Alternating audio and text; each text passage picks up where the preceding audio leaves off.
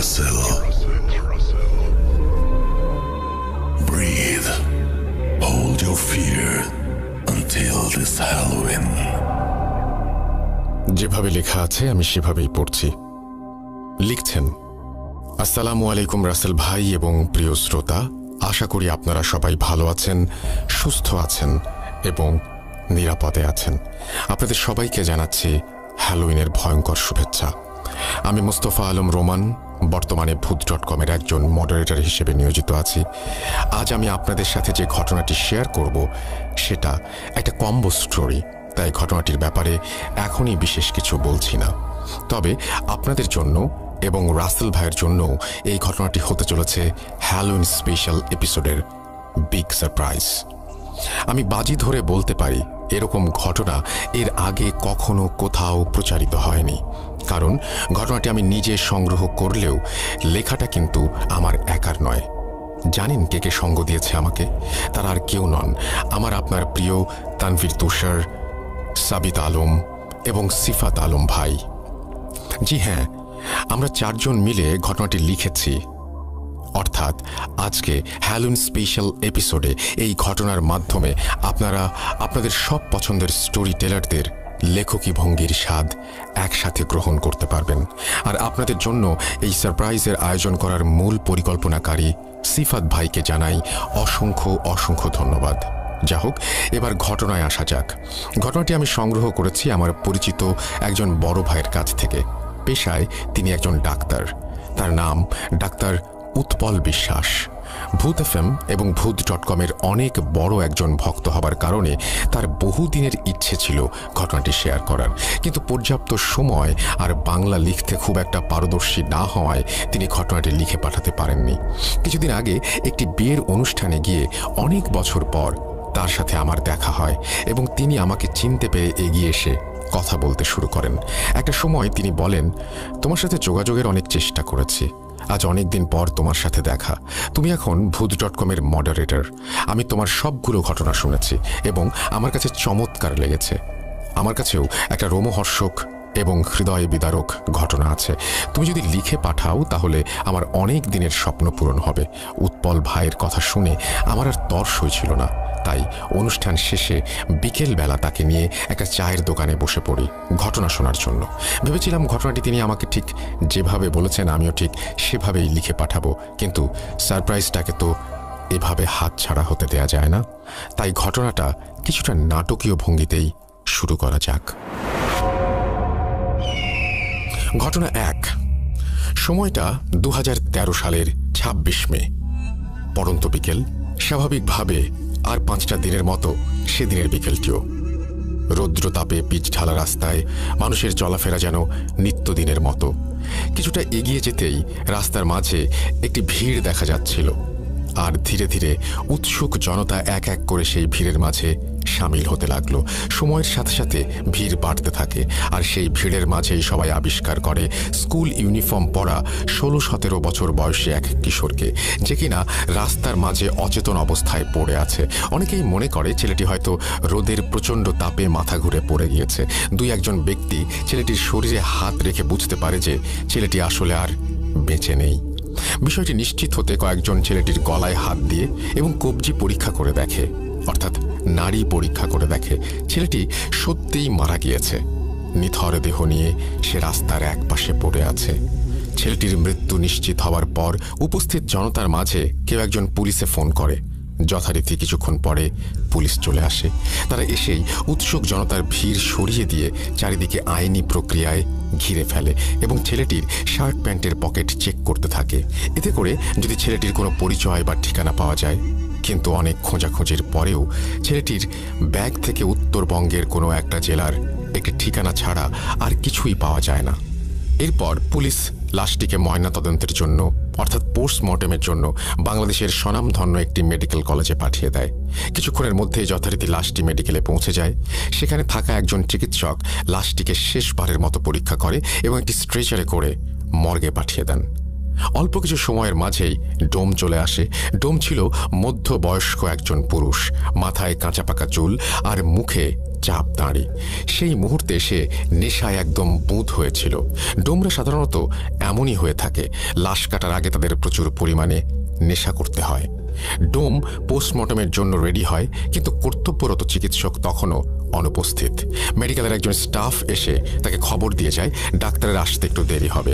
ডোম অনেক এক্সপেরিয়েন্সড হবার ফলে সে ডাক্তারকে ছাড়াই লাশ কাটা শুরু করবে বলে ভাবে, আর সাথে এও ভাবে যে লাশের অর্গ্যানগুলো কেটে আলাদা করে রাখলে ডাক্তার সাহেব পরে এসে স্বল্প সময়ে সেগুলো দেখে নিয়ে কাজ শেষ করতে পারবে।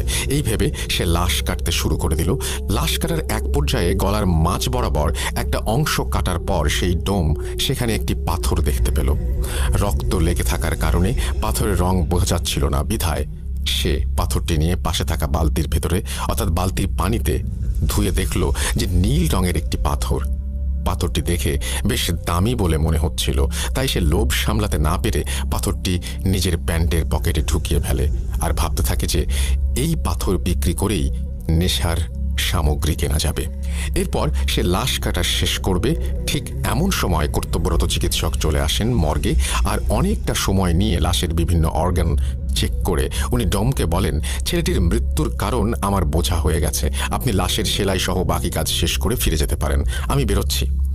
এই বলে ডাক্তার মর্গের রুম থেকে বেরিয়ে চলে যান, আর ডোম লাশটি সেলাই করছিল। এমন সময় সে এক পুরুষ কণ্ঠের করুণ সুরে কান্নার আওয়াজ শুনতে পায়। কান্নার আওয়াজটা এতটাই করুণ ছিল যে কোনো ব্যক্তির কানে গেলে কষ্টে তার বুক ফেটে যাবে। ডোম তার সেলাই থামিয়ে মনে মনে ভাবছিল, এত বছর ধরে এখানে কাজ করছি, আজ পর্যন্ত কিছুই শুনলাম না, আবার কিছু দেখলামও না, তাহলে হঠাৎ এমন কান্নার আওয়াজ কোত্থেকে আসছে? যাকে মনে হয় আজকে একটু বেশি নেশা করে ফেলেছি, তাই এসব ভুলভাল শুনছি। মনে মনে নিজের সাথে এসব কথা বলে ডোম তার লাশ সেলাইয়ের কাজে মনোযোগ দেয়। লাশ সেলাই প্রায় শেষ। ঠিক এমন সময় সে শুনতে পায় কোনো পুরুষ কণ্ঠ খুব সুন্দরভাবে তাকে বলছে, যেটা নিয়েছ সেটা দয়া করে ফেরত দিয়ে দিও, না হলে বড় ক্ষতি হবে। ডোম এই কথা শুনে সেলাই বন্ধ করে দেয় আর প্রচণ্ড ভয়ে ঘামতে থাকে। সে একটু সাহস নিয়ে জিজ্ঞাসা করে, কে কে কে কথা বলছে, কে?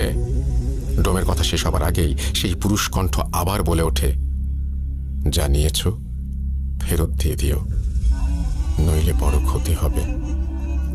এবার ডোম আরো ভয় পেয়ে যায়, কিন্তু সে নিজেকে সান্ত্বনা দিয়ে ভয় কাটাতে শব্দ করতেই থাকে, হ্যাঁ হ্যাঁ হ্যাঁ, আজকাল তো একটু বেশি চড়িয়ে ফেলেছি, তাই এসব আওয়াজ শুনছি। সে একটু ভয়ে ভয়ে লাশ সেলাই করতে করতে ভাবে, এই পাথরটা বিক্রি করে নেশার জিনিস কিনব, এটা আমি ঠিক নিয়ে যাব। এরপর সে আবার লাশ সেলাইয়ে মন দেয়। সেলাই শুরু করতেই তার মনে হতে থাকে মর্গের ভেতর সে ছাড়াও অন্য কারো উপস্থিতি আছে। তার কানের কাছে কান্নার সেই আওয়াজ যেন আরো স্পষ্টভাবে আসতে থাকে, আর একটু পরপর আওয়াজটা তার বাম কান থেকে ডান কানের দিকে, আবার ডান কান থেকে বাম কানের দিকে ঘুরতে থাকে। পরক্ষণেই কান্নার আওয়াজ থেমে যায় আর রুমটি একদম পিনড্রপ সাইলেন্ট হয়ে যায়। হঠাৎ সেই নীরবতা ভেঙে আবারও ডোম শুনতে পায় কেউ রুমের চারটা কোণা থেকে একসাথে বলছে, ফিরিয়ে দাও, দয়া করে ফিরিয়ে দাও, ওটা নিয়ে যেও না এখান থেকে, ফিরিয়ে দাও। ডোম সব শুনে অস্থির হয়ে নিজেকে বলতে থাকে, সব ভুল, আমি ভুল শুনছি আমি। এভাবেই নিজের সাথে কথা বলতে বলতে ডোম লাশ সেলাই শেষ করে ফেলে, আর সে ভয়ে ভয়ে খুব দ্রুত লাশটিকে ঢেকে দেয় আর হিমাগারে রেখে তড়িৎ বেগে মর্গ ত্যাগ করে। কিছুক্ষণ পর পুলিশ আসে ময়নাতদন্তের কাজ শেষ হয়েছে কিনা জানার জন্য। ময়নাতদন্ত শেষ হয়ে গেছে দেখে মেডিকেলের সমস্ত পেপার ওয়ার্ক সম্পূর্ণ করে লাশটিকে ছেলেটির ব্যাগে থাকা একটি ঠিকানায় পাঠাবার জন্য অ্যাম্বুলেন্সের কাছে হস্তান্তর করা হয়। জীবনে প্রথমবারের মতো মাইক্রোবাসের স্টিয়ারিং ছেড়ে অ্যাম্বুলেন্সের স্টিয়ারিংয়ে হাত রাখলেন অ্যাম্বুলেন্স চালক। তার জীবনের প্রথম ভাড়ায় এই লাশটি বহন করে নিয়ে যেতে হবে প্রায় 1.5 ঘন্টার পথ। হাসপাতালের সব ঝামেলা মিটিয়ে লাশ নিয়ে ঠিক 10টায় রওনা দিলেন অ্যাম্বুলেন্স চালক ও তার সহযোগী লাশটির প্রথম গন্তব্যস্থল ছেলেটির এলাকার থানায়। হাসপাতাল থেকে বেরিয়ে প্রায় 1.5 ঘন্টার পথ, যতদূর চোখ যায় বিস্তৃত খোলা মাঠ আর ফসলি জমি, সাথে পাকা রাস্তার দুপাশে বড় বড় গাছের সারি। রাতে অ্যাম্বুলেন্সের হেডলাইটের আলোতে এক মোহনীয় পরিবেশ তৈরি হয়েছে রাস্তা জুড়ে। কিছু দূর যেতেই অ্যাম্বুলেন্স চালক একটা ক্ষীণ ফিসফিস শব্দ শুনতে পেলেন। ঠিক বোঝা যাচ্ছে না কে বলছে বা কি বলছে, ফিসফিস করে বলছে।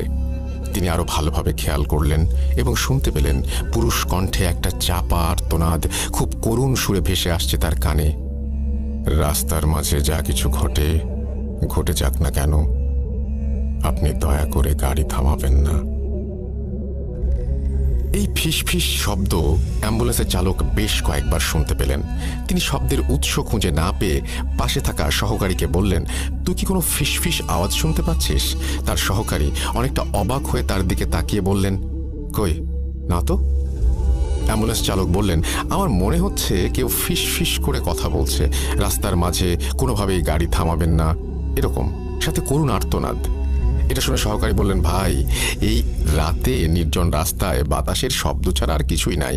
আপনি নতুন নতুন অ্যাম্বুলেন্স চালাচ্ছেন, তাই হয়তো মনের ভুলে এইসব শব্দ শুনছেন।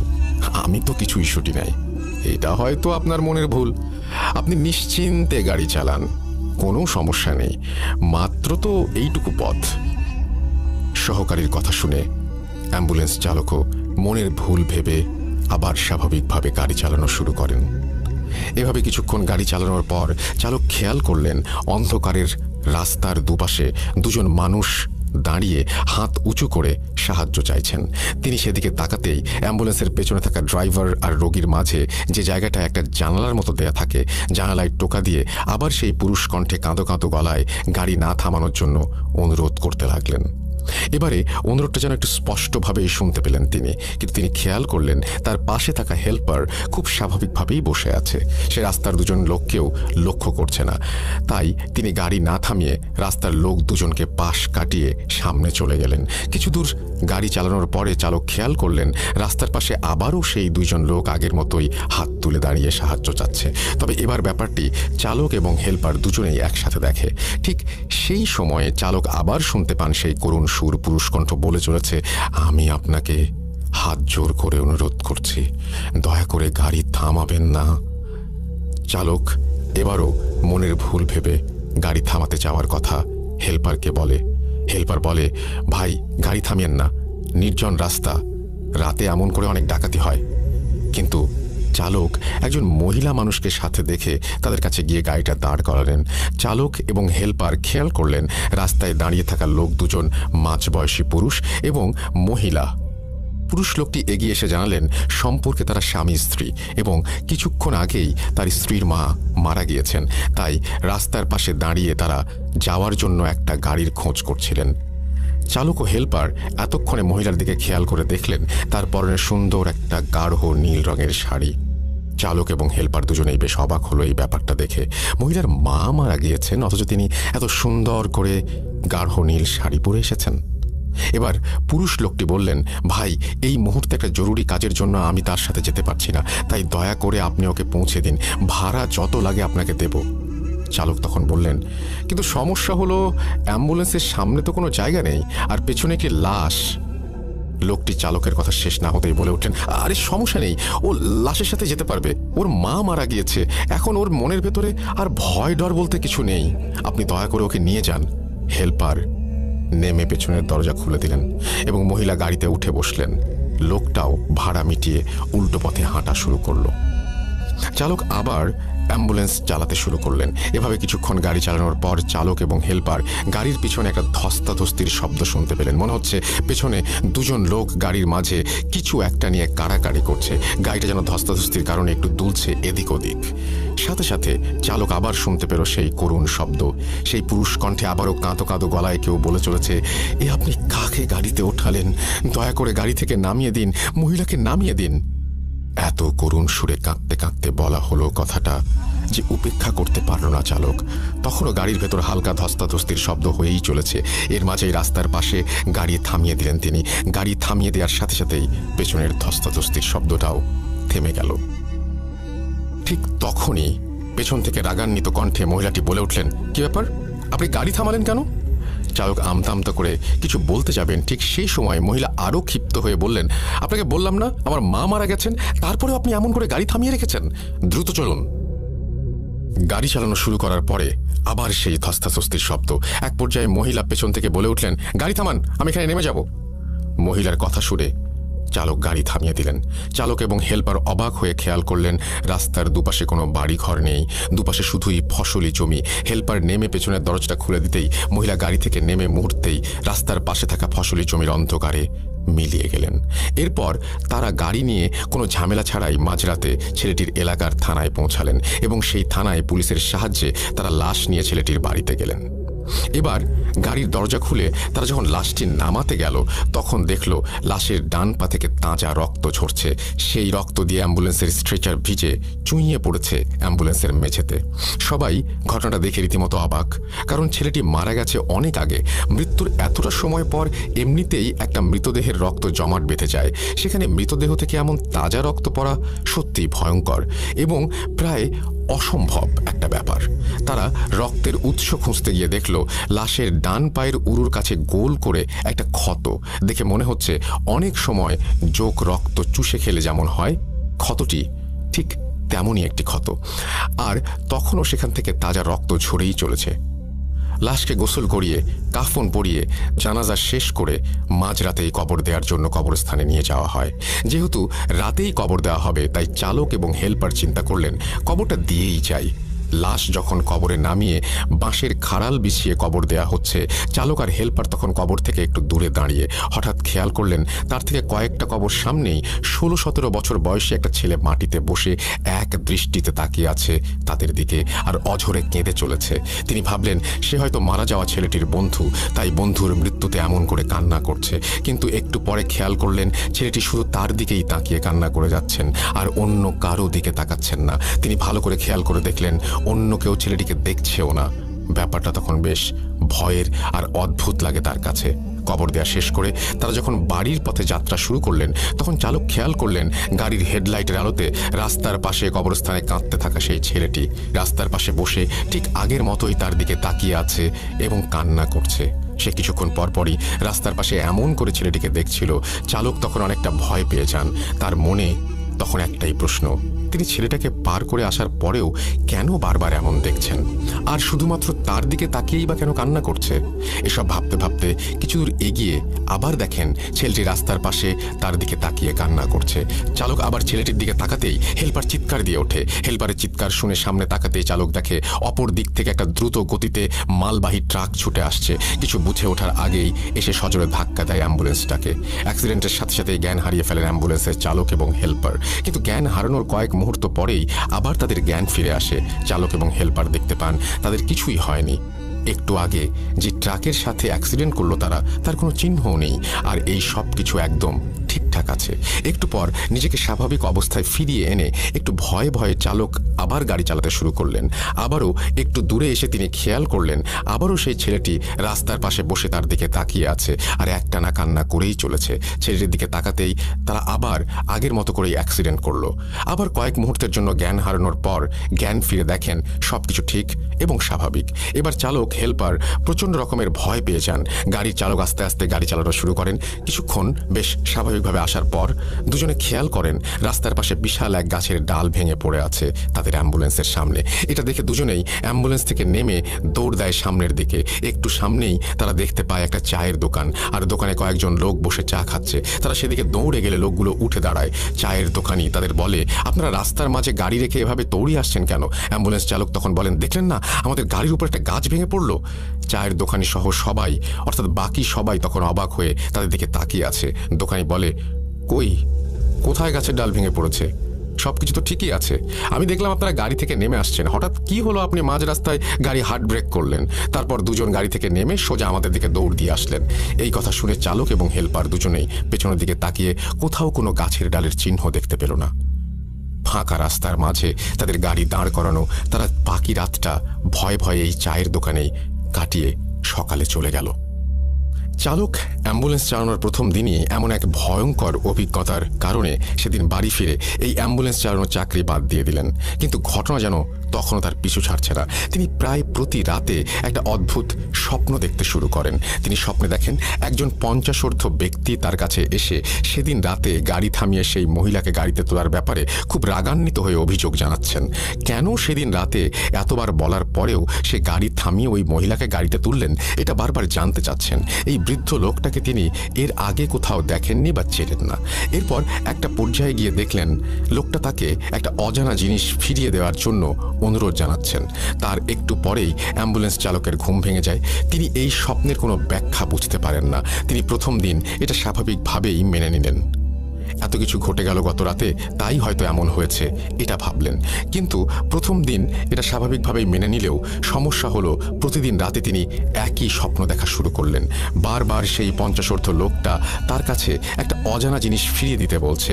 প্রায় 2 সপ্তাহ ধরে এই স্বপ্নের কোনো কুল কিনারা করতে না পেরে তিনি অনেকটা বাধ্য হয়ে সেই ছেলের বাড়িতে চলে যান। সেদিন রাতে যে বাড়িতে তিনি লাশ নামিয়ে দিয়েছিলেন সেই বাড়িতে গিয়ে দেখতে পান ছেলের বাবা মারা গিয়েছেন এবং তাকেও তার ছেলের পাশে কবর দেয়া হয়েছে। তিনি আশেপাশের কয়েকজনকে তার স্বপ্নে দেখা বৃদ্ধটির চেহারার বর্ণনা দিলেন, এমন কাউকে তারা দেখেছে কিনা।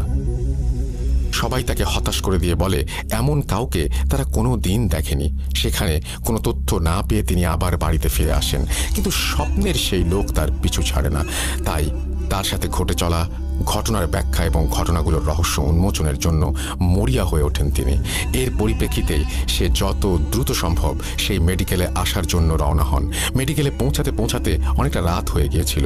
সে মেডিকেলে এসে যে ডাক্তার সেই ছেলের পোস্টমর্টম করেছিল তাকে খুঁজতে শুরু করেন।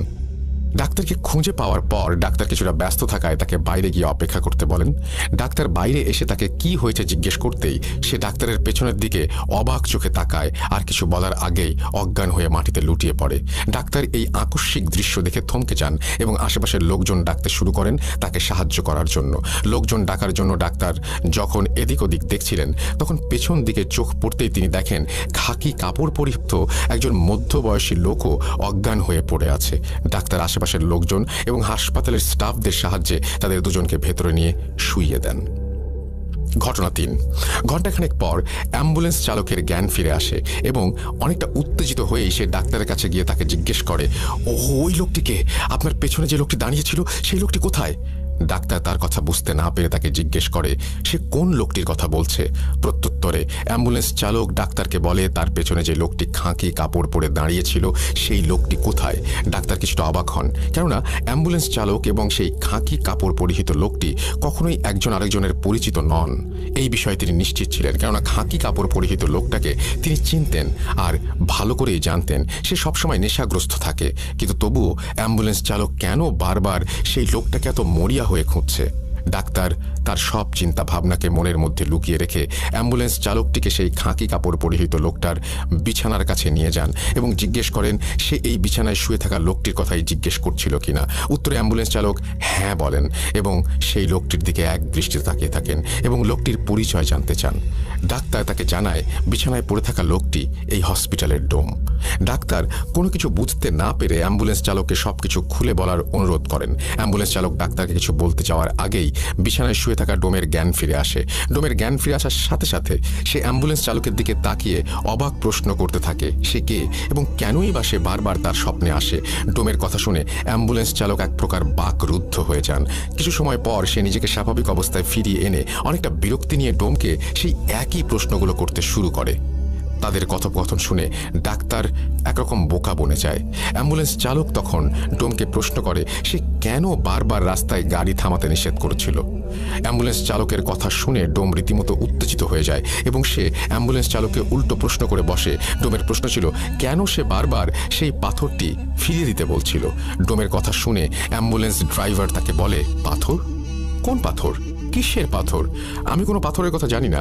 আপনি আমাকে কি যেন বলছিলেন তার কোনো কিছুই আমি বুঝতে পারছিলাম না, আমার মাথায় ঢুকছিল না। ডোম এবং অ্যাম্বুলেন্স চালকের কথা শুনে ডাক্তার এবারে ডোমকে সবকিছু খুলে বলার অনুরোধ করেন। ডোম তখন অ্যাম্বুলেন্স চালককে উদ্দেশ্য করে বলতে থাকেন 2 সপ্তাহ আগে হাসপাতালে 16-17 বছর বয়সী একটি ছেলে আসে, অর্থাৎ তার লাশ আসে। সেদিন আপনার আসতে একটু দেরি হয়। আমি একাই সেই লাশটি কাটা শুরু করি, কেননা আমার এর আগে 200-র ওপর লাশ কাটার অভিজ্ঞতা আছে। লাশটি কাটতে কাটতে যখন আমি লাশের গলার দিকে কাটা শুরু করি, তখন আমি গলার ভেতর শক্ত একটা কিছু পাই। জিনিসটা কি তা দেখার জন্য আমি সেটি পানি দিয়ে ভালোভাবে ধুয়ে পরিষ্কার করি এবং দেখি জিনিসটি ছিল ছোট একটি পাথর, যার রং ছিল নীল। পাথরটি দেখে আমার কাছে অনেক দামি মনে হয়েছিল, আর তাই আমি পাথরটি নিজের কাছে রেখে দেওয়ার সিদ্ধান্ত নেই। যেহেতু মাঝে মাঝে আমি একটু নেশা করি, তাই পাথর বিক্রি করে আমার অনেক দিনের নেশার টাকা হয়ে যেতে পারে ভেবে মনে মনে খুশি হচ্ছিলাম। কিন্তু পাথরটি নেয়ার পর থেকেই আমি শুনতে থাকি একটি পুরুষ কণ্ঠ আমাকে কান্না জড়িত কণ্ঠে পাথরটি ফিরিয়ে দিয়ে যেতে বলছে। নেশার ঘরে থাকায় এসব আমি পাত্তা দেইনি। লাশ কাটা শেষে বাড়ি ফিরে আসার সময় একটি স্বর্ণের দোকানে যাই পাথরটি বিক্রি করার জন্য। ভেবেছিলাম পাথরটির দাম হয়তো 30 থেকে 40,000 টাকা হবে, কিন্তু স্বর্ণের দোকানে যাওয়ার পর স্বর্ণকার আমাকে পাথরটির জন্য 5,000 টাকা দিতে চান। পছন্দ মতো দাম না পাওয়ায় আমি বাড়ি ফিরে এসে পাথরটি আমার ড্রয়ারে রেখে দেই। পরের দিন আমি অন্য আরেকটি স্বর্ণের দোকানে যাই এবং সেখানেও পাথরটির জন্য 5,000 টাকা দিতে চাই। এবারে আমি অন্য কোনো কিছু না ভেবে পাথরটি বিক্রি করে দেই 5,000 টাকাতেই। পাথরটি বিক্রি করে মনে মনে কিছুটা খুশি হই, কেননা সেই মুহূর্তে 5,000 টাকাই আমার জন্য অনেক টাকা ছিল। পাথর বিক্রি করে সেই টাকা থেকে আমি বাসায় আবার 300 টাকা খরচ করি এবং বাসায় এসে ঘুমানোর আগে আমার ড্রয়ারে 4,700 টাকা রেখে দেই। পরের দিন সকালে আমি যখন বাইরে যাওয়ার জন্য ড্রয়ার খুলে টাকা নিতে যাই, তখন আমি দেখি ড্রয়ারে কোনো টাকা নেই, আর টাকার জায়গায় সেই নীল পাথরটি রাখা। এই দৃশ্য দেখে আমি প্রচণ্ড রকমের অবাক হয়ে যাই এবং পাথরটি কিভাবে আমার ড্রয়ারে ফিরে এলো এটি নিয়ে ভাবতে থাকি। কিন্তু আমার মাথায় কোনো কিছুই আসছিল না, কেননা পাথরটি আমি নিজে না নিয়ে এলে কোনোভাবেই এখানে আসার সম্ভাবনা নেই। তবুও আমার স্ত্রীকে ডেকে জিজ্ঞেস করি কেউ এসে পাথরটি দিয়ে গিয়েছিল কিনা। পরক্ষণেই আবার মনে পড়ে আমি তো কাউকেই আমার বাসার ঠিকানা দেইনি, তাহলে এই পাথরটি কেউ এসে কিভাবে দিয়ে যাবে। এসব ভাবতে ভাবতে আমি আবার পাথরটি বিক্রি করতে আগের স্বর্ণের দোকানে যাই। স্বর্ণের দোকানে যাওয়া মাত্রই স্বর্ণকার এবং দোকানের অন্য লোকজন আমাকে একরকম বেঁধে ফেলে। আমি তাদের কাছে কারণ জিজ্ঞাসা করলে তারা বলে আমি নাকি গতকাল রাতের বেলা তাদের দোকানের সামনে গিয়ে স্বর্ণকারকে ফোন দেই এবং তাকে পাথরটি ফিরিয়ে দিতে বলি, এবং পাথর ফিরিয়ে না দিলে আমি নাকি দোকান ভাঙচুর করব হুমকি দেই। স্বর্ণকার ওই রাতেই দ্রুত এসে আমাকে পাথরটি ফিরিয়ে দেওয়ার পর আমি নাকি তাকে 4,700 টাকা দেই, আর স্বর্ণকার বাকি 300 টাকা কোথায় জানতে চাইলে আমি নাকি স্বর্ণকারকে দুটো চড় মেরে সেখান থেকে পাথরটা নিয়ে চলে আসি। স্বর্ণকারের কথা বিশ্বাস না করায় সে আমাকে তার দোকানের সিসিটিভি ফুটেজ দেখাতে চায়, আর আমিও রাজি হয়ে যাই। কিন্তু অবাক করা ব্যাপার হলো সেদিন রাতের কোনো ফুটেজই ক্যামেরায় ধরা পড়েনি। এরপর আমি স্বর্ণকারকে বুঝিয়ে শুনিয়ে পাথরটি আবার তাকে দিয়ে 4,700 টাকা নিয়ে বাসায় চলে আসি। বাসায় ফিরে আসার আগে আমি আবার সেই 300 টাকা খরচ করেছিলাম। ঘুমানোর আগে আমি টাকা ড্রয়ারে রেখে দিয়েছিলাম এবং সকালে উঠে আবারও পাথরটি নিয়ে আবার স্বর্ণকারের কাছে যাই। এবারে স্বর্ণকার আমাকে তার কয়েকজন লোক দিয়ে মারধর করতে শুরু করে। আমি তাকে মারধরের কারণ জিজ্ঞাসা করলে সে আমাকে বলে আমি নাকি গতকাল রাতেও আগের মতোই এসে তাকে ফোন দেই এবং পাথরটি ফেরত চাই। এবারে স্বর্ণকার তার সাথে আরও 2জন লোক নিয়ে আসে যেন আমি তাকে আর মারতে না পারি, কিন্তু এবারও নাকি আমি তাকে 4,400 টাকা ফেরত দিতে গেলে সে বাকি টাকাটা কোথায় জিজ্ঞেস করার পর আমি একাই স্বর্ণকার এবং তার সাথে থাকা 2 ব্যক্তিকে মেরে সেখান থেকে চলে আসি। এবারে আমি আর পাথরটি বিক্রি করিনি। পাথরটি পাওয়ার পর থেকেই আমি রাতের বেলা স্বপ্ন দেখতে শুরু করি, আর স্বপ্নের সেই ব্যক্তিটি আর কেউ না, তিনি হচ্ছেন অ্যাম্বুলেন্স চালক। আপনি আমার স্বপ্নে এসে পাথরটি ফেরত দিতে বলছেন। আমি মনের ভুল ভেবে বারবার এসব কিছু অগ্রাহ্য করে যাচ্ছিলাম, কিন্তু প্রতিদিনই আমি স্বপ্ন দেখি আপনি আমাকে বারবার পাথরটি ফেরত দিতে বলছেন। আপনি কেন আমার সাথে এরকম করছেন? কে আপনি? কি চান আমার কাছে? অ্যাম্বুলেন্স চালক ডোমের এই কথাগুলো শুনে কোনো অর্থই খুঁজে পাচ্ছিল না এবং সে নিজের দেখা স্বপ্নের কথাও ডোমকে জানায়। ডাক্তাররা তখন চুপচাপ দাঁড়িয়ে তাদের কথা শুনছিল। এবার সে বলতে শুরু করে ওই লাশের পোস্টমর্টম হবার পর থেকে আমার সাথেও ছোটোখাটো কিছু ঘটনা ঘটছে। যেদিন আমি লাশটার পোস্টমর্টম করি সেদিন থেকেই আমি রাতের বেলা প্রায় সময়ই দেখতাম 16-17 বছর বয়সী একটি ছেলে, যার হাতে অনামিকা আঙুলটি কাটা, এবং সে আমার বারান্দায় বসে কাঁদছে এবং আমার দিকে তাকিয়ে হাত এমনভাবে ইশারা করছে যেন সে আমাকে তার কাছে ডাকছে কিছু বলবার জন্য। আমি মনের ভুল ভেবে অন্যদিকে মনোনিবেশ করার পরেও তাকে বারবার দেখতে পাচ্ছিলাম। সে আমাকে বলে মর্গ থেকে নাকি তার একটি জিনিস হারিয়ে গিয়েছে এবং সেটি এই হাসপাতালের সাথে জড়িত কারো কাছেই আছে। সে কান্না করতে থাকে এবং আমাকে তার জিনিসটি খুঁজে দেওয়ার জন্য অনুরোধ করতে থাকে। আমি প্রায় প্রতি রাতেই তাকে আমার বারান্দায় একই অবস্থায় বসে কান্না করতে দেখি এবং সে আমার কাছে বারবার তার হারানো জিনিস খুঁজে দেওয়ার অনুরোধ করে। তাদের 3 জনের কথার পর পরস্পরের মনে যেন এক ধোঁয়াশার সৃষ্টি হয়। তাদের সাথে কি হচ্ছে তারা কেউ কোনো কিছু বুঝতে পারছিল না। কোনো কিছু বুঝতে না পেরে তারা পুলিশের শরণাপন্ন হয়। পুলিশ স্টেশনে গিয়ে সেই লাশটির সম্পর্কে তথ্য জানতে চাইলে পুলিশ সরাসরি তাদেরকে তথ্য দিতে মানা করে দেয় এবং তারা পরীক্ষা নিরীক্ষা ও তদন্তের পর কিছু জানতে পারলে তাদের জানাবে, আর প্রয়োজন পড়লে তাদের ডাকা হবে। পুলিশ তাদের কাছে এই সব তথ্য জানতে চাওয়ার কারণ জানতে চাইলে তারা পুলিশকে সবকিছু খুলে বলে, কিন্তু পুলিশ এইসব অলৌকিক ব্যাপারে হাসি ঠাট্টায় উড়িয়ে দিয়ে তাদেরকে পুলিশ স্টেশন থেকে চলে যেতে বলে। এরপর তারা সকলেই নিজ নিজ বাসায় চলে যায়। তবে অদ্ভুত ব্যাপার হলো, সেদিনের পর থেকে অ্যাম্বুলেন্স চালক এবং ডাক্তারের সাথে আর কোনো ধরনের কোনো ঘটনা ঘটেনি, কিন্তু সেদিন থেকে ডোমের জীবন শুরু হয় এক বিভীষিকাময় কালো অধ্যায়ের। বাড়িতে ফিরে আসার পর ডোম আবার স্বপ্ন দেখতে শুরু করে। এবারে সে স্বপ্নে গাঢ় নীল শাড়ি পরিহিত মহিলাকে দেখতে পায়। মহিলা তাকে বারবার সেই অ্যাম্বুলেন্স চালককে একটি জিনিস দিতে নিষেধ করে এবং বলে যদি সে অ্যাম্বুলেন্স চালককে জিনিসটি দেয় তাহলে নাকি অনেক বড় ক্ষতি হবে। কিছুক্ষণ পর সে আবার স্বপ্নে দেখে অ্যাম্বুলেন্স চালক তার স্বপ্নে এসে তার কাছে কিছু একটা চাচ্ছে এবং বলছে যদি সে জিনিসটি তাকে না দেয় তাহলে নাকি সেই গাঢ় নীল শাড়ি পরিহিত মহিলা এসে তার অনেক বড় ক্ষতি করবে। কিন্তু ডোম কিছুতেই বুঝতে পারছিল না সেই মহিলা এবং অ্যাম্বুলেন্স চালক তার কাছে কি চাচ্ছে। অ্যাম্বুলেন্স চালক এবং সেই মহিলাটি ডোমের কাছে আসলে সেই পাথরটি চাচ্ছিল, কিন্তু সে কিছুতেই ভেবে পাচ্ছিল না তারা তার কাছে আসলে কি চাচ্ছে। ডোম কেন সেই পাথরটির কথা মনে করতে পারছিল না সেই বিষয়ে আমি কিছুক্ষণ পরেই আসছি। এরপর থেকে ডোম প্রতিদিনই একই স্বপ্ন দেখতে থাকে। নীল শাড়ি পরিহিত মহিলা বারবার তাকে সে সাবধান করে দিচ্ছিল এবং তার কাছে জিনিসটি চাচ্ছিল, আর এটাও বলছিল জিনিসটা তাকে না দিলে সে তার অনেক বড় ক্ষতি করবে। এর কিছুদিন পর বাইরে থেকে বাজার করে ফিরে আসার সময় একটি রোড অ্যাক্সিডেন্টে ডোমের স্ত্রী মারা যায়। ডোম তখন বুঝতে পারে তার কাছে যে জিনিসটি চাওয়া হচ্ছিল তা না দেওয়ার জন্যই হয়তো নীল শাড়ি পরিহিত মহিলা তার স্ত্রীকে মেরে ফেলেছে। ডোমের স্ত্রী মারা যাওয়ার পর তার স্ত্রীর জানাজা পড়িয়ে দাফন করা হয়। কিছুদিন পর ডোমের স্ত্রীর কুলখানির দিন রাতে স্বপ্নে দেখে সেই শাড়ি পরিহিত মহিলাটি তার কাছে এসে জিনিসটি চাচ্ছে এবং বলছে এখনো সময় আছে, জিনিসটা আমাকে দিয়ে দে। অ্যাম্বুলেন্স চালককে ভুলেও এই জিনিস দিবি না, জিনিসটা তুই আমায় দে। আর যদি তুই আমাকে জিনিসটা না দিস তাহলে তোর মেয়েকে হারাতে হবে, আমি চাইলে তোকেও মেরে ফেলতে পারি। এই স্বপ্ন দেখে ভয়ে ডোমের ঘুম ভেঙে যায় এবং সে ভাবে তার মেয়ের যেন কোনো ক্ষতি না হয়, তাই সে আর মর্গের কাজে যাবে না। এরপর সে সারাদিন বাসায় নিজের মেয়ের সাথে থাকতে শুরু করে। কিন্তু কিছুদিন পর কোনো এক দরকারে ডোম তার মেয়েকে নিয়ে বাসা থেকে বের হয়। দরকার শেষে মেয়ের সাথে কথা বলতে বলতে যখন বাসায় ফিরছিল তখন হুট করেই যে স্থানে ডোমের স্ত্রীর অ্যাক্সিডেন্ট করে মারা গিয়েছিল সেই একই স্থানে আসার পর সে তার মেয়ের কোনো একটা আওয়াজ শুনতে না পেয়ে যখন পেছন ফিরে তাকায় তখন সে দেখে তার মেয়েও সেই একই জায়গায় রোড অ্যাক্সিডেন্ট করেছে এবং সাথে সাথে সেখানেই মারা গিয়েছে।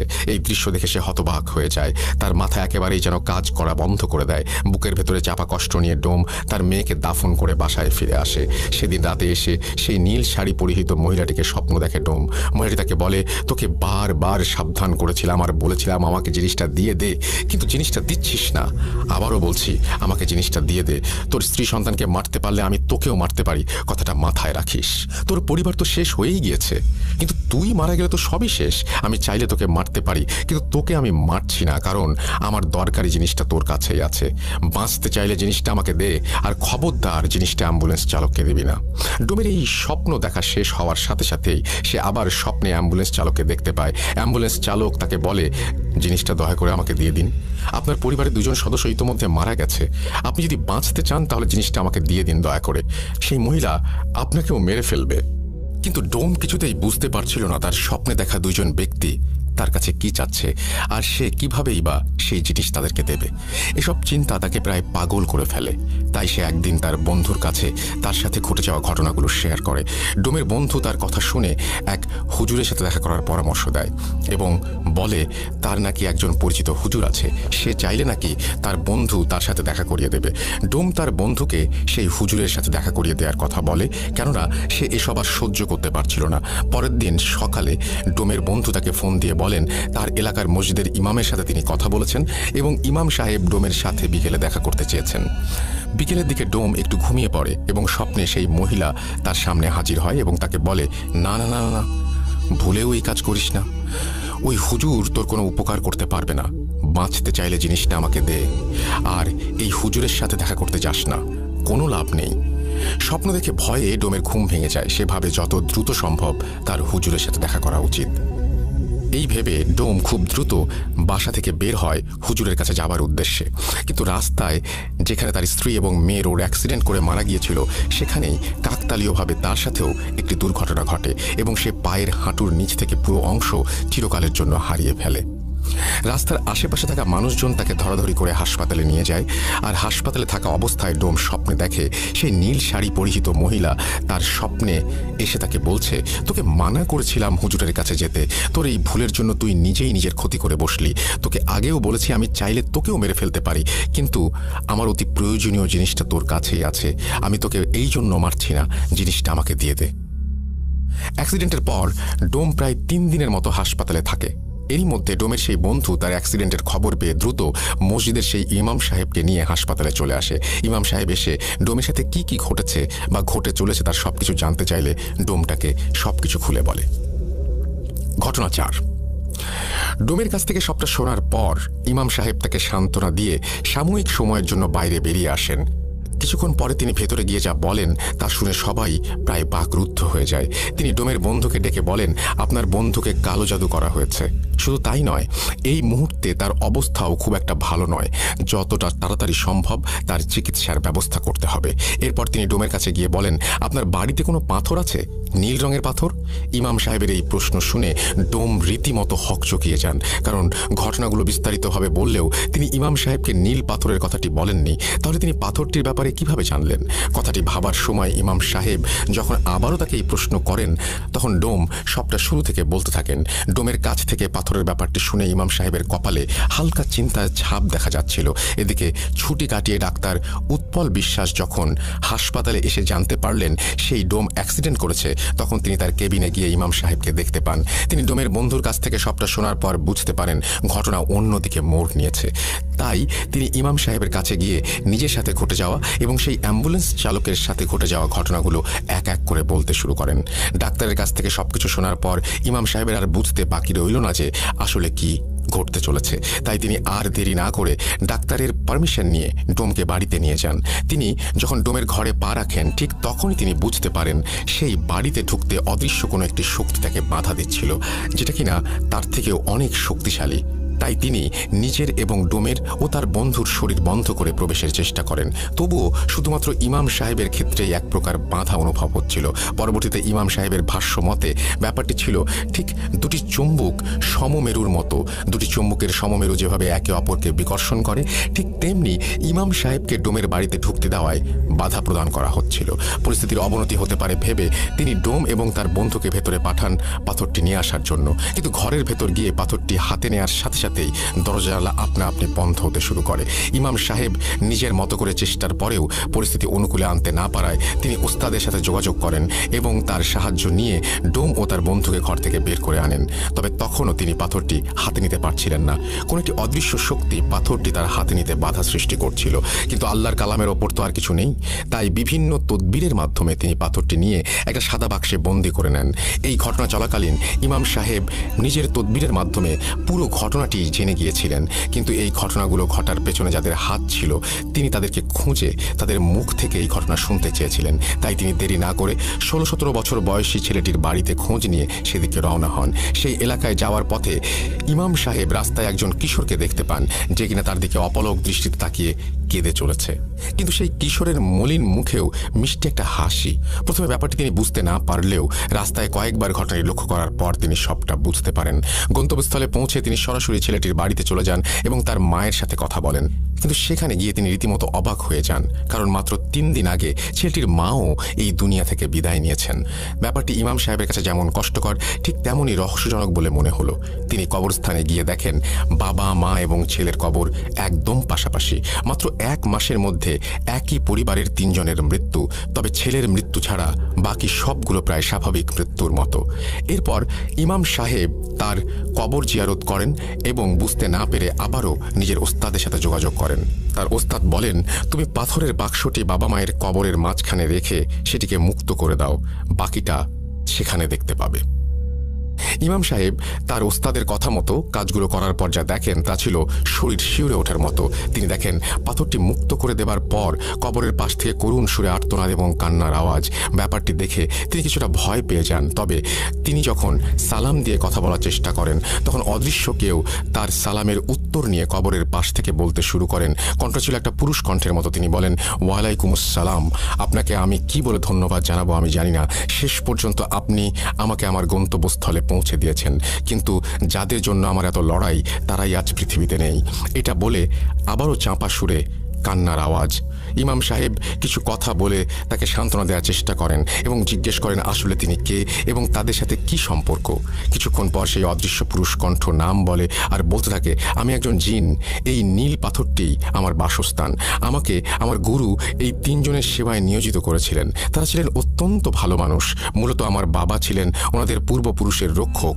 বংশ পরম্পরায় আমার কাঁধেও ওনাদের রক্ষার দায়িত্ব পড়ে। আমি অনেক চেষ্টা করেছি তাদেরকে রক্ষা করার, কিন্তু কিছু বিশ্বাসঘাতকের কারণে আজ সব হারাতে হলো, এমনকি এই পরিবারটাকেও। ইমাম সাহেব সবটা শুনে সেই বিশ্বাসঘাতকের ব্যাপারে জানতে চাইলে সেই জিনটি তার কাছ থেকে 3 দিনের সময় চেয়ে নেয় এবং বলে সেই বিশ্বাসঘাতকদের ইমাম সাহেবের মাধ্যমে সে সবার সামনে নিয়ে আসতে চায়। ইমাম সাহেব বাড়ি ফিরে যাওয়ার আগে সেই জিনটি একটি নির্দিষ্ট জায়গায় পাথরটি রেখে আসতে বলেন এবং ইমাম সাহেব জিনটির কথা মতো কাজ করে বাড়িতে ফিরে যান। প্রথম দিন কোনো সমস্যা দেখা না দিলেও তৃতীয় দিন রাতে ইমাম সাহেব একটি স্বপ্ন দেখেন। তিনি দেখেন সামনে একজন নীল শাড়ি পরিহিত মহিলা এবং কালো পাঞ্জাবি পরিহিত পুরুষ দাঁড়িয়ে আছে। তাদের চেহারা একদম অস্পষ্ট। তিনি দেখলেন সেই 2 জন ব্যক্তি কাকে যেন জোর করে ফাঁসিতে ঝুলিয়ে দিয়ে অট্ট হাসি হাসতে হাসতে চলে গেলেন। এরপর ঠিক ফজরের আজানের সময় তার ঘুম ভেঙে যায় এবং তিনি আল্লাহর কাছে এই ধরনের বাজে স্বপ্ন থেকে মুক্তি চেয়ে বাঁ পাশে 3 বার থুতু ফেলেন। দিনটা বেশ ভালোই কাটছিল। ওই দিন সন্ধ্যা 6:30টার দিকে তিনি মাগরিবের নামাজ পড়িয়ে বাড়ি ফেরার পথে পেছন থেকে একজনের সালাম শুনে দাঁড়িয়ে পড়েন। কণ্ঠস্বর বেশ পরিচিত। তিনি বুঝতে পারেন সেই নীল পাথরের ভেতরে থাকা জিন। আজ 3 দিন পূর্ণ হওয়ায় সে সেই বিশ্বাসঘাতককে ধরিয়ে দিতে এসেছে। কিন্তু প্রথমে জিনটি বলে ওঠে, হুজুর, একটি দুঃসংবাদ আছে। সেই ডোম আজ ভোর রাতে মারা গিয়েছে। সিলিং ফ্যানের সাথে তার লাশ এখনও ঝুলছে। এটা শুনে ইমাম সাহেবের ভোর রাতের স্বপ্নের ব্যাপারটা মনে পড়ে যায়। তিনি হম্বিতম্বি করে বাড়ি গিয়ে পুলিশকে ফোন করে সবটা জানায় এবং পুলিশ সেই ডোমের লাশ উদ্ধার করে। কিন্তু তদন্তের সময় পুলিশ ইমাম সাহেবকে দোষী ভেবে বসে, কারণ সেই এলাকায় কেউই ডোমের মৃত্যুর ব্যাপারটা জানে না। কিন্তু ইমাম সাহেব এত দূর থেকে সবটা কিভাবে জেনে গেলেন? তারা ইমাম সাহেবকে গ্রেপ্তার করে থানায় নিয়ে গেলেও অনেক তথ্য আর অলৌকিক ঘটনার বর্ণনা দিয়ে তিনি পুলিশের কাছে একটি ফাঁকা রুমে একা থাকার অনুমতি এবং কিছুটা সময় চেয়ে নেন। পুলিশ সবটা শোনার পর তার নিজেকে প্রমাণের জন্য একটি শেষ সুযোগ দেন এবং একটি কক্ষে একা রেখে আসে। ইমাম সাহেব সেই কক্ষে যাবার পর আসন বসিয়ে জিনটিকে ডাকেন এবং বিশ্বাসঘাতকদের ব্যাপারে জানতে চান। এবার জিনটি বলতে থাকে, এই সব কিছুর পেছনে দায়ী হচ্ছে 16-17 বছর বয়সী ছেলেটির চাচা চাচি। তারাই আমাকে বন্দি করেছে আর তারাই আমাকে মেরেছে। তারা চেয়েছিল আমাকে বন্দি করে অসৎ কাজে ব্যবহার করবে, কিন্তু আল্লাহর অশেষ রহমতে আমি বেঁচে গিয়েছি। ওই চাচা চাচি সবাইকে মেরে স্বার্থ হাসিলের পর গা ঢাকা দেওয়ার জন্য ওই ছেলের বাড়িতেই বেছে নিয়েছে। আপনি যত তাড়াতাড়ি সম্ভব পুলিশের সাহায্য নিয়ে তাদের আটক করুন, নয়তো তারা আরও মানুষের ক্ষতি করবে। জিনের কাছ থেকে সবটা শোনার পর ইমাম সাহেব তাকে বিদায় দিয়ে পুলিশকে সবটা জানান। তবে পুলিশ এ ব্যাপারে বিশ্বাস করতে নারাজ। ইমাম সাহেব পুলিশকে শেষবারের মতো ভরসা করার অনুরোধ জানালে পুলিশ ব্যাপারটি বুঝতে পারে এবং ফোর্স নিয়ে বেরিয়ে পড়ে। সত্যি বলতে ব্যাপারটি অবিশ্বাস্য হলেও সত্য যে পুলিশ বাড়িতে রেড দেওয়ার পর 2 জন ব্যক্তিকে খুঁজে পায় যারা সেখানে তন্ত্রবিদ্যা চর্চা করছিল। তাদের কাছ থেকে 2টো বই, একটা মাথার খুলি এবং একটি পাত্রে 3টি অনামিকা আঙুল পাওয়া যায়। 2টো আঙুল ডান হাতের এবং একটা বাঁ হাতের। পুলিশ সবকিছু সংগ্রহ করে তাদের আটকের পর ফিরে এলে ইমাম সাহেবের মাধ্যমে আস্তে আস্তে সব রহস্য উন্মোচিত হতে থাকে। সেই চাচা চাচির কাছ থেকে শোনা ঘটনার প্রতিটি অংশ গায়ে কাঁটা দেওয়ার মতো। মানুষ এতটা জঘন্য হতে পারে তা কল্পনারও বাইরে। চাচাচি ইমাম সাহেব এবং পুলিশের কাছে ঘটনাটি যেভাবে বলেছিলেন আমিও ঠিক সেভাবে লেখা শুরু করছি। চাচা, আমি তখন অনেক ছোট, পরিবারের সবচেয়ে ছোট সদস্য হওয়ায় আদরের পরিমাণটা বেশি হলেও কোনো উপহার বা আবদার পূরণের দিক দিয়ে সবার কাছে বড় ভাইয়ের কদর ছিল বেশি। আমাদের 2 ভাইয়ের মধ্যে বড় ভাইকে আব্বা সবচেয়ে বেশি ভালোবাসতেন। ভাই যা চাইতেন আব্বা তাই দিতেন, কিন্তু আমার ক্ষেত্রে এমনটা ছিল না। তাই ছোট থেকে আমার মনে একটা ক্ষোভ জমতে থাকে। বড় ভাইকে এতটা আদর যত্ন করার মূল কারণ হলো নীল পাথরের উত্তরাধিকারী। নীল পাথর হচ্ছে আমাদের পরিবারের রক্ষা কবচ। আমার দাদু একটা সময় জিন পালতেন এবং তাদের অনেকভাবে সাহায্য করতেন বিধায় উপহার স্বরূপ প্রতিটি প্রজন্মের রক্ষী হিসেবে একজন জিন পেয়ে থাকেন। আমার বাবাও পেয়েছিলেন। এদিকে পরিবারের পরবর্তী প্রজন্মের সবার বড় হওয়ায় আমার বড় ভাই ছিল পরবর্তী জিনের মালিক। এ পর্যন্ত সব ঠিক ছিল, কিন্তু মৃত্যুর আগে তিনি সম্পত্তির কিছু অংশ আমাকে দিয়ে বাকিটা বড় ভাইকে দিয়ে দিলেন।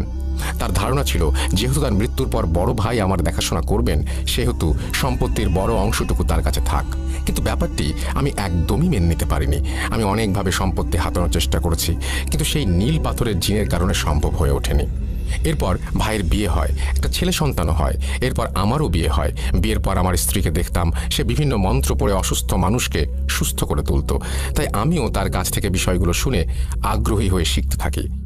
একটা সময় আমরা দুজনেই কবিরাজি শুরু করে দেই এবং শক্তিশালী মন্ত্র শিখে চর্চা করতে থাকি। এদিকে আমার ভাতিজাও বড় হতে থাকে এবং আবারও সম্পত্তি পাওয়ার আশা শেষ হতে থাকে, কারণ আমার কোনো ছেলে মেয়ে নেই।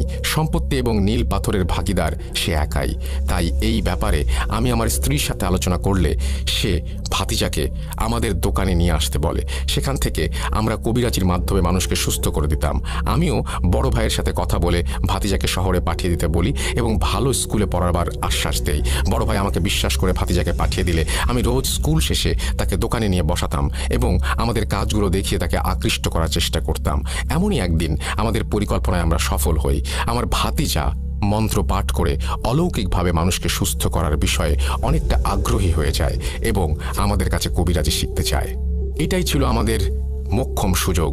কাজ শেখানোর নাম করে কিছুদিন পর আমরা তাকে নিয়ে 3 দিনের জন্য গোসল করতে মানা করে দেই এবং ঘরের লাইট বন্ধ করে দরজা আটকে বসে থাকতে বলি, আর ওর বাবা মায়ের সাথে কথা বলতে মানা করে দেই। আমাদের মূল উদ্দেশ্য ছিল ওর ওপর জিনের আসর করিয়ে ওর নামের সম্পত্তিগুলো অন্যদের নামে লিখিয়ে নেওয়া। কিন্তু 3 দিন কেটে যাওয়ার পরেও আমাদের তন্ত্রবিদ্যায় কোনো কাজই হচ্ছিল না। এটা দেখে আমরা দুজন বেশ অবাক হয়ে যাই। আমরা বিষয়টি ভেবে কোনো কুল কিনারা করতে পারছিলাম না, কারণ এই নিয়মে চললে জিনের আসর থেকে বাঁচা সম্ভব নয়। তাহলে ও কিভাবে বেঁচে গেল? এটা ভাবতে ভাবতেই আমার মনে একটা প্রশ্ন জাগে, আচ্ছা নীল পাথরটা ওর কাছে নেই তো? কথাটি ভেবে আমার বুকটা কেঁপে ওঠে। তাই পরের দিন সকালে ও স্কুলে চলে গেলে আমি আর আমার স্ত্রী পুরো ঘর তন্ন তন্ন করে খুঁজে ওর আলমারির ওপরে একটা বাক্সে নীল পাথরটা খুঁজে পাই। ব্যাস, আর কি চাই? এতদিনে আমাদের সব স্বপ্ন, সব ইচ্ছে পূরণ হতে চলেছে। মনে মনে কথাগুলো ভাবতে ভাবতেই আমি পাথরটি নিয়ে বেরিয়ে পড়ি। এরপর প্রায় 1 সপ্তাহের চেষ্টায় আমরা পাথরটির ভেতরে থাকা জিনকে কাবু করতে সক্ষম হই এবং তাকে নিজের বশে এনে কুফরি করতে করতে রক্ষক থেকে ভক্ষকে পরিণত করে দেই। ওকে এমনভাবে কুফরি করা হয়েছিল যে ওর নিজের প্রতি আর ওর নিজের কোনো কন্ট্রোল ছিল না। আমরা ওকে পাথরে আটকে পাথরটি অদৃশ্য করে আবার ভাতিজার পানির বোতলে ঢুকিয়ে দেই। আমাদের মূল পরিকল্পনা ভাতিজাকে এনে সম্পত্তি লিখিয়ে নেয়া এবং পাথরটি চুরি হলেও এতে করে আমাদের ফেঁসে যাওয়ার সম্ভাবনা আছে। আমি পাথরটির ওপর কুফরি কালাম করে ওটার মাধ্যমে ভাতিজাকে মেরে ফেলার সিদ্ধান্ত নেই। এতে করে তার মৃত্যুতে আমাদের ওপর কোনো সন্দেহ আসবে না এবং ভাইয়ের সম্পত্তির ভাগটাও একটা সময় আমাদের কাছেই চলে আসবে। যেই ভাবা সেই কাজ। কুফরি করা পানি খেয়ে রাস্তার মাঝে পাথরটি ভাতিজার গলায় আটকে যায় এবং দম বন্ধ হয়ে যায়। এরপরের ঘটনাগুলো আপনারা সবাই জানেন। তবে আমরা এতদিন লুকিয়েছিলাম না। আমরা ভাইয়ের বাড়ির আশেপাশেই ছিলাম এবং তাদের কুফরি করা পানি খাইয়ে আমাদের কথা ভুলিয়ে রেখেছিলাম, যাতে করে আমাদের ব্যাপারে পুলিশকে জানাতে না পারে। ভাতিজা মারা যাবার দিন রাতে হসপিটালে আমি শুধু অ্যাম্বুলেন্স চালক আর ডাক্তারকে দেখেছিলাম। সেই মুহূর্তে আমার উদ্দেশ্য ছিল নীল পাথর খুঁজে পাওয়া, কিন্তু অনেক চেষ্টার পরেও আমি কোনো খোঁজ পাইনি। তাই ডাক্তারের রুমালটা আমি চুরি করে নেই এবং সেটার মাধ্যমে সেই রাতেই আমি তাকে কালো জাদু করি। আর অ্যাম্বুলেন্সের চালককে কালো জাদু করার জন্য আমি জিনকে আমার স্ত্রীর সাথে পাঠিয়ে দেই রাস্তায় গাড়ি থামিয়ে কোনো কিছু সংগ্রহ করার জন্য। সেই রাতে অ্যাম্বুলেন্সের চালক যে দুজনকে দেখেছিল তাদের মধ্যে নীল শাড়ি পরা মহিলাটি ছিল আমার স্ত্রী, আর পুরুষ বেশে ছিল একজন জিন, যেটা তাকে দ্রুত সময় রাস্তা পার করতে সাহায্য করছিল। ওই দিনই আমার স্ত্রী কোনো এক বইয়ে পড়েছিল যদি একই পরিবারের সকলের মৃত্যুর পর ছেলেদের ডান হাত এবং মেয়েদের বাম হাতের অনামিকা আঙুল কেটে নিয়ে আসা হয় তাহলে ক্ষমতা দ্বিগুণ বেড়ে যাবে। তাই ওই রাতে আমার স্ত্রী অ্যাম্বুলেন্সের পেছনের থেকে চালকের শার্টের একটা অংশ, ভাতিজার ডান হাতের অনামিকার আঙুল আর ডান পায়ের রক্ত নিয়ে আসে। এরপর আমরা একে একে ডাক্তার এবং অ্যাম্বুলেন্স চালককে কালো জাদু করি।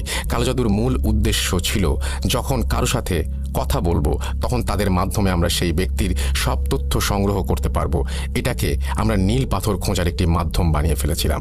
এভাবে অনেক চেষ্টা করে প্রায় 2 সপ্তাহ পর অ্যাম্বুলেন্স চালক মেডিকেলে আসে এবং ডাক্তারের সাথে কথা বলে। তখন ডোমের সাথে তাদের দেখা হয় এবং সেই সময় আমি জানতে পারি ডোম নীল পাথরটি চুরি করেছে। তাই ওই দিনের পর ডাক্তার এবং অ্যাম্বুলেন্স চালকের ওপর থেকে কালো জাদুর প্রভাবটি কাটিয়ে ডোমের ওপর জাদু করা হয় পাথরটা ফিরিয়ে আনার জন্য। কিন্তু এখানে একটি সমস্যা দেখা দেয়। ভাতিজার মৃত্যুর পর জাদুর প্রভাব কেটে যাওয়ায় নীল পাথরে থাকা জিনটি নিজের ক্ষমতা ফিরে পায়, কিন্তু তার পক্ষে একা চলাচল করা অসম্ভব ছিল। তাই আমি যখনই ডোমের স্বপ্নে গিয়ে পাথর ফিরিয়ে দেওয়ার কথা বলতাম তখন পাথরের ওই জিনটি অন্য রূপ ধরে তার কাছে গিয়ে পাথর ফিরিয়ে দিতে মানা করত। স্বপ্নে বারবার পাথরের কথা উল্লেখ করা হতো ঠিকই, কিন্তু ঘুম ভাঙার পর নীল পাথরের জিনের প্রভাবে স্বপ্নের সব কথা মনে থাকলেও পাথরের কথাটা মনে থাকতো না। আমরা তাকে অনেকভাবে ভয় দেখিয়ে তার স্ত্রী মেয়েকে মেরে এবং তাকে নানা রকমের হুমকি দিয়েও পাথরটি নিতে চেয়েছিলাম, কিন্তু সফল করতে পারিনি। এভাবে আমরা যখন সফল হতে পারছিলাম না তখন শক্তি বৃদ্ধির জন্য আমরা আমার ভাবিকে মারার সিদ্ধান্ত নেই। আমার ভাইকে মেরেছিলাম অনেক আগেই। পাথরের খোঁজ করতে অনামিকা আঙুলের প্রয়োজন অনুভব করায় আমার বড় ভাইকে আগেই সরিয়ে দিয়েছি। এবার পাথরটা নিজের কাছে আনার জন্য শেষ ব্যক্তি ছিল ভাবি। তাই একদিন সুযোগ বুঝে আমাদের পোষা জিনের মাধ্যমে ভাবিকেও সরিয়ে দেই এবং বাঁ হাতের অনামিকা আঙুলটি কেটে নিই। আমরা প্রতিটা অনুষ্ঠানে উপস্থিত থাকতাম যেন কেউ আমাদের সন্দেহ না করে, আর আঙুল নেয়ার পর এমনভাবে প্রলেপ লাগিয়ে দেয়া হতো সেটা খালি চোখে দেখলে কেউ ধরতে পারবে না। এভাবে আমরা আমাদের স্বার্থ হাসিলের একদম শেষ পর্যায়ে চলে এসেছিলাম এবং সেই বাড়িতেই থাকতে শুরু করেছিলাম। তবে এই বাড়িতে থাকার ব্যাপারটি কেউ জানতো না। এত চেষ্টার পরেও শেষ মুহূর্তে নীল পাথর থেকে জিন মুক্ত হয়ে যাওয়ার কারণে সব গোলমাল হয়ে যায়। পাথরটি খুঁজে পেতে শেষবারের মতো চেষ্টা করতে বসেছিলাম ঠিকই, কিন্তু ধর্মের কাছে আমরা হার মেনে যাই। এটা ছিল সেই ছেলেটির চাচা চাচির দেয়া বয়ান এবং ঘটনার চতুর্থ এবং শেষ অংশ। কিন্তু সবচেয়ে আশ্চর্যের বিষয়, মাত্র 2 দিনের মাথায় জেলের ভেতর তাদের দুজনকে মৃত অবস্থায় পাওয়া যায়। ভেতরে গিয়ে দেখা যায় তাদের দুজনেরই মাথা বাদে শরীরের প্রত্যেকটি অঙ্গ মুচড়িয়ে উল্টো করে রাখা। এই অলৌকিক ব্যাপারটা এবং একই পরিবারের 3 জনের রহস্যজনক মৃত্যুর খবরটা প্রকাশ পাওয়ার আগ মুহূর্তে তাদের দুজনের মৃত্যু পুলিশকে নাড়া দিয়ে দেয়। কারণ জেলে থাকা অবস্থায় দুজনের আকস্মিক মৃত্যুর দায়ভার তাদের ওপরেই বর্তায়। তাই নিজেদের সেফটির জন্য তারা এটিকে সুইসাইড বলে চালিয়ে দেয়। ঘটনাটি মূলত এইটুকুই ছিল। এটা আমার কাছে আজও অবিশ্বাস্য বলে মনে হলেও ধর্মের বিশ্বাসে অসম্ভব কিছুই নেই। আমি উৎপল ভাইয়ের কাছ থেকে ঘটনা শোনার পর সেই হুজুরের সাথে দেখা করেছি এবং অ্যাম্বুলেন্স চালকের সাথেও ফোনে কথা বলেছি, তাই একটু হলেও ভরসা করতে পারি। আর হ্যাঁ, আপনাদের জন্য আরও একটা সারপ্রাইজ আছে। নীল পাথর থেকে জিন মুক্তির পর সেই জিন উপহার হিসেবে হুজুরকে পাথরটা দিয়ে গিয়েছে। হুজুরের কাছে এখনও সেই পাথরটি আছে। আমি যখন হুজুরের সাথে দেখা করতে গিয়েছিলাম তখন তিনি আমাকে পাথরটি দেখিয়েছিলেন, আর আমার কাছে এই মুহূর্তে নীল পাথরের একটি ছবিও আছে। ছবিটি দেখতে চাইলে আমাদের ফেসবুক পেজে ইনবক্স করুন। আশা করি ঘটনাটি আপনাদের ভালো লেগেছে। হ্যালোইন স্পেশাল এপিসোডের জন্য সিফাত ভাইয়ের এত সুন্দর একটা প্ল্যানের পর আমি যখন ঘটনাটি তাদের শোনাই তখন তারা অনেক আগ্রহ নিয়ে ঘটনাটি লেখার জন্য রাজি হয়েছিলেন। তাই আমি আবারও তানভীর তুষার, সাবিত আলম আর সিফাত ভাইকে মন থেকে শুকরিয়া জানাচ্ছি। আজ এ পর্যন্তই। সবাই ভালো থাকবেন, সুস্থ থাকবেন, মোস্ট ইম্পর্টেন্টলি ভূত.com-এর সাথে থাকবেন। সবাইকে আবারও হ্যালোইনের শুভেচ্ছা। আসসালামু আলাইকুম। অনেক অনেক ধন্যবাদ আপনাদেরকে। আপনারা এই চমৎকার একটি ঘটনা উপস্থাপন করেছেন এবং এই ঘটনাটি আপনারা 4 জন মিলে মোটমাট লিখেছেন এবং চমৎকার বর্ণনা, চমৎকার উপস্থাপন শৈলী এবং সব কিছু মিলিয়ে এই ঘটনাটি সত্যিই আমার কাছেও খুবই ভালো লেগেছে। আশা করছি এই ঘটনাটি আপনাদেরও পছন্দ হয়েছে। যদি ভালো লাগে অবশ্যই আমাদের জানাবেন। আমাদের ইমেল অ্যাড্রেস হচ্ছে russell.bhoot.com@gmail.com। আমরা চলে যাব আমাদের পরবর্তী ঘটনায়।